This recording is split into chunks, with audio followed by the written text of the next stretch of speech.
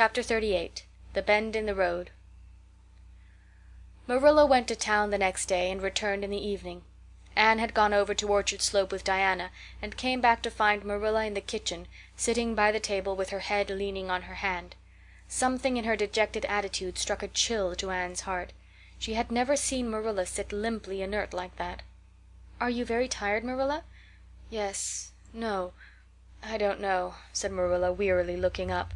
"I suppose I am tired, but I haven't thought about it. It's not that." "Did you see the oculist? What did he say?" asked Anne anxiously. "Yes, I saw him. He examined my eyes.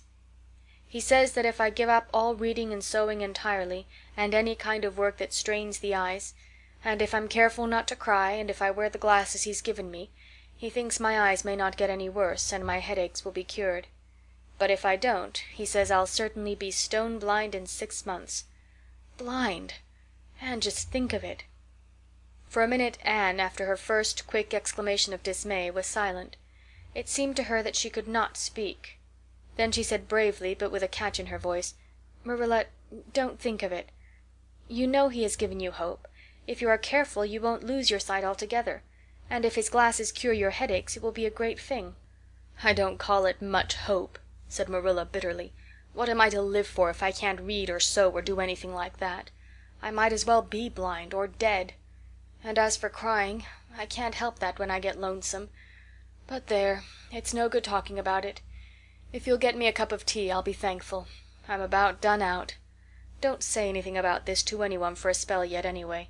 I can't bear that folks should come here to question and sympathize and talk about it." When Marilla had eaten her lunch Anne persuaded her to go to bed. Then Anne went herself to the east gable and sat down by her window in the darkness, alone with her tears and her heaviness of heart. How sadly things had changed since she had sat here the night after coming home. Then she had been full of hope and joy, and the future had looked rosy with promise. Anne felt as if she had lived years since then, but before she went to bed there was a smile on her lips and peace in her heart. She had looked her duty courageously in the face and found it a friend, as duty ever is when we meet it frankly. One afternoon, a few days later, Marilla came slowly in from the front yard where she had been talking to a caller, a man whom Anne knew by sight as Sadler from Carmody. Anne wondered what he could have been saying to bring that look to Marilla's face. "What did Mr. Sadler want, Marilla?" Marilla sat down by the window and looked at Anne. There were tears in her eyes in defiance of the oculist prohibition, and her voice broke as she said, "He heard that I was going to sell Green Gables and he wants to buy it." "Buy it? Buy Green Gables?" Anne wondered if she had heard aright. "Oh, Marilla, you don't mean to sell Green Gables?" "Anne, I don't know what else is to be done. I've thought it all over. If my eyes were strong I could stay here and make out to look after things and manage with a good hired man. But as it is I can't. I may lose my sight altogether, and anyway I'll not be fit to run things. Oh, I never thought I'd live to see the day when I'd have to sell my home. But things would only get behind worse and worse all the time, till nobody would want to buy it. Every cent of our money went in that bank, and there's some notes Matthew gave last fall to pay. Mrs. Lynde advises me to sell the farm and board somewhere, with her, I suppose. It won't bring much. It's small and the buildings are old. But it'll be enough for me to live on, I reckon. I'm thankful you're provided for with that scholarship, Anne. I'm sorry you won't have a home to come to in your vacations, that's all. But I suppose you'll manage somehow." Marilla broke down and wept bitterly. "You mustn't sell Green Gables," said Anne resolutely. "Oh, Anne, I wish I didn't have to. But you can see for yourself. I can't stay here alone. I'd go crazy with trouble and loneliness. And my sight would go, I know it would." "You won't have to stay here alone, Marilla. I'll be with you. I'm not going to Redmond." "Not going to Redmond?" Marilla lifted her worn face from her hands and looked at Anne. "Why, what do you mean?" "Just what I say. I'm not going to take the scholarship. I decided so the night after you came home from town. You surely don't think I could leave you alone in your trouble, Marilla, after all you've done for me? I've been thinking and planning. Let me tell you my plans. Mr. Barry wants to rent the farm for next year, so you won't have any bother over that. And I'm going to teach. I've applied for the school here, but I don't expect to get it, for I understand the trustees have promised it to Gilbert Blythe. But I can have the Carmody school. Mr. Blair told me so last night at the store. Of course, That won't be quite as nice or convenient as if I had the Avonlea school, but I can board home and drive myself over to Carmody and back, in the warm weather at least. And even in winter I can come home Fridays. We'll keep a horse for that. Oh, I have it all planned out, Marilla. And I'll read to you and keep you cheered up. You shan't be dull or lonesome. And we'll be real cozy and happy here together, you and I."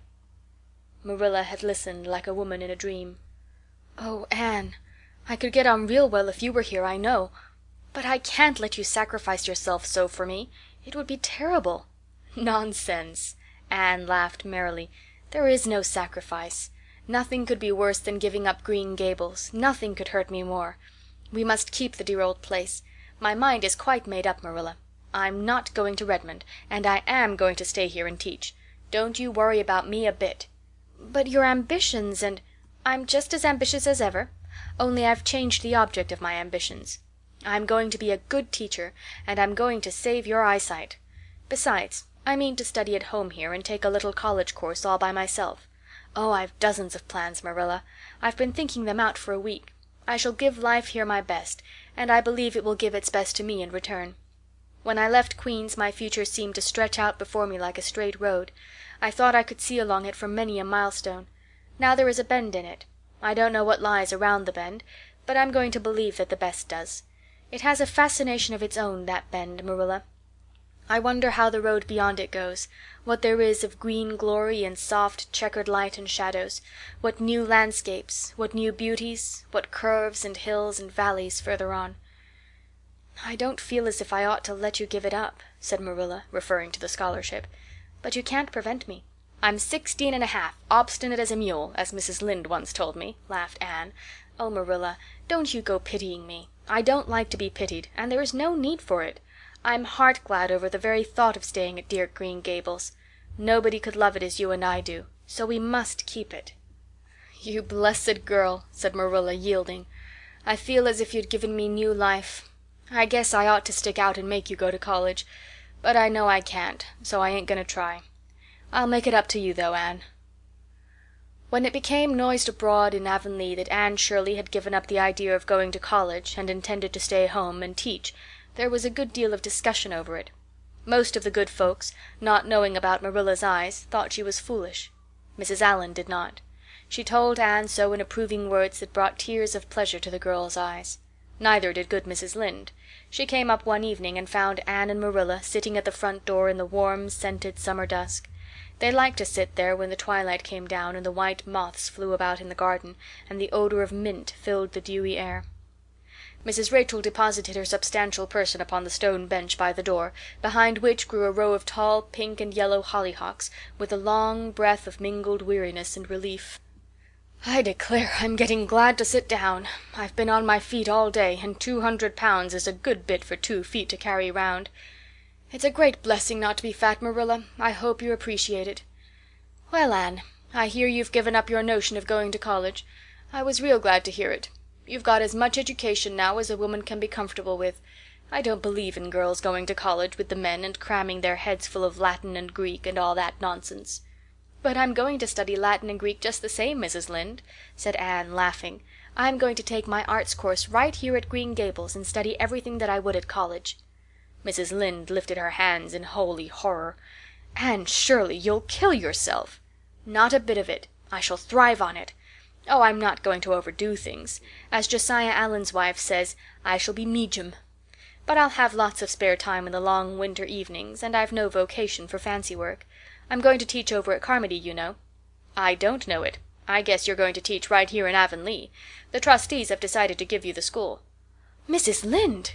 cried Anne, springing to her feet in surprise. "Why, I thought they had promised it to Gilbert Blythe." "So they did. But as soon as Gilbert heard that you had applied for it, he went to them. They had a business meeting at the school last night, you know, and told them that he withdrew his application and suggested that they accept yours. He said he was going to teach at White Sands. Of course, he knew how much you wanted to stay with Marilla, and I must say I think it was real kind and thoughtful in him, that's what. Real self-sacrificing, too, for he'll have his board to pay at White Sands, and everybody knows he's got to earn his own way through college. So the trustees decided to take you. I was tickled to death when Thomas came home and told me." "I don't feel that I ought to take it," murmured Anne. I don't think I ought to let Gilbert make such a sacrifice for me." I guess you can't prevent him now. He signed papers with the White Sands trustees, so it wouldn't do him any good now if you were to refuse. Of course you'll take the school. You'll get along all right, now that there are no Pyes going. Josie was the last of them, and a good thing she was, that's what. There's been some Pye or other going to Avonlea school for the last 20 years, and I guess their mission in life was to keep school teachers reminded that Earth isn't their home. Bless my heart, what does all that winking and blinking at the Barry gable mean? Diana is signaling for me to go over, laughed Anne. You know we keep up the old custom. Excuse me while I run over and see what she wants. Anne ran down the clover slope like a deer and disappeared in the furry shadows of the haunted wood. Mrs. Lynde looked after her indulgently. There's a good deal of the child about her yet in some ways. There's a good deal more of the woman about her in others, retorted Marilla, with a momentary return of her old crispness. But crispness was no longer Marilla's distinguishing characteristic. As Mrs. Lynde told her Thomas that night, Marilla Cuthbert has got mellow, that's what. Anne went to the little Avonlea graveyard the next evening to put fresh flowers on Matthew's grave and water the Scotch rosebush. She lingered there until dusk, liking the peace and calm of the little place, with its poplars whose rustle was like low, friendly speech, and its whispering grasses growing at will among the graves. When she finally left it and walked down the long hill that sloped to the lake of shining waters, it was past sunset, and all Avonlea lay before her in a dreamlike afterlight, a haunt of ancient peace. There was a freshness in the air, as of a wind that had blown over honey-sweet fields of clover. Homelights twinkled out here and there among the homestead trees. Beyond lay the sea, misty and purple, with its haunting, unceasing murmur. The west was a glory of soft mingled hues, and the pond reflected them all in still softer shadings. The beauty of it all thrilled Anne's heart, and she gratefully opened the gates of her soul to it. "Dear old world," she murmured, "you are very lovely, and I am glad to be alive in you." Halfway down the hill a tall lad came whistling out of a gate before the Blythe homestead. It was Gilbert, and the whistle died on his lips as he recognized Anne. He lifted his cap courteously, but he would have passed on in silence if Anne had not stopped and held out her hand. "Gilbert," she said, with scarlet cheeks, "I want to thank you for giving up the school for me. It was very good of you, and I want you to know that I appreciate it." Gilbert took the offered hand eagerly. "It wasn't particularly good of me at all, Anne. I was pleased to be able to do you some small service. Are we going to be friends after this? Have you really forgiven me my old fault?" Anne laughed and tried unsuccessfully to withdraw her hand. "I forgave you that day by the pond landing, although I didn't know it. What a stubborn little goose I was. I may as well make a complete confession. I've been sorry ever since." "We are going to be the best of friends," said Gilbert jubilantly. "We were born to be good friends, Anne. You've thwarted destiny enough. I know we can help each other in many ways. You are going to keep up your studies, aren't you? So am I. Come, I'm going to walk home with you." Marilla looked curiously at Anne when the latter entered the kitchen. "Who was that came up the lane with you, Anne?" "Gilbert Blythe," answered Anne, vexed to find herself blushing. "I met him on Barry's Hill."